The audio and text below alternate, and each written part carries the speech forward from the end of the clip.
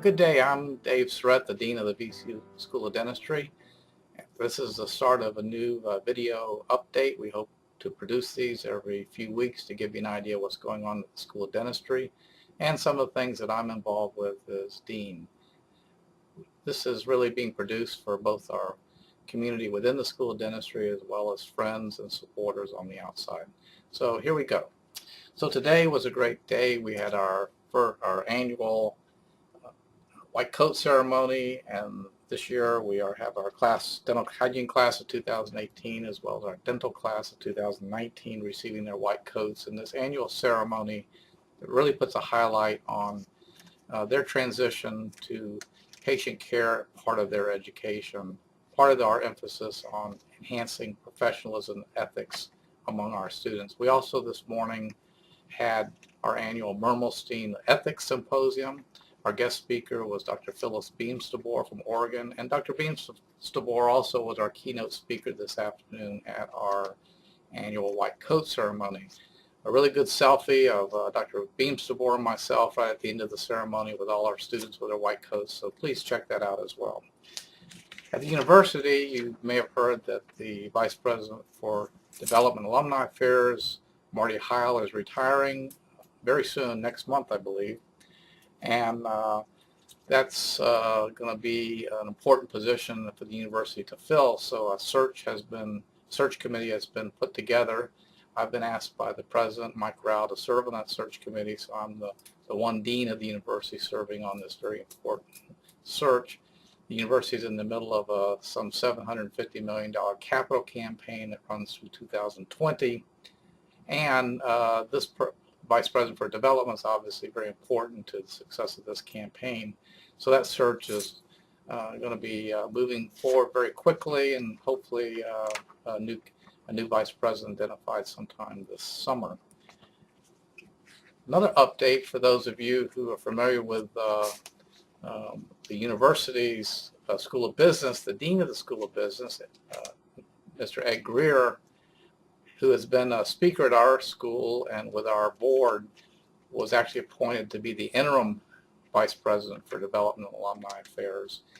This is a very good choice, in our opinion. He's a former Disney executive, lots of experience in developing relationships and organizations, and I think Ed is going to do a great job in the interim as the interim Vice President for Development and Alumni Relations.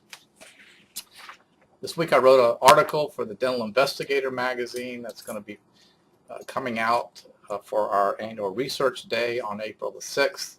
I chose this year to write about the topic of things that I was taught in dental school that are no longer scientifically sound as a reason for why we need to promote research within our schools of dentistry.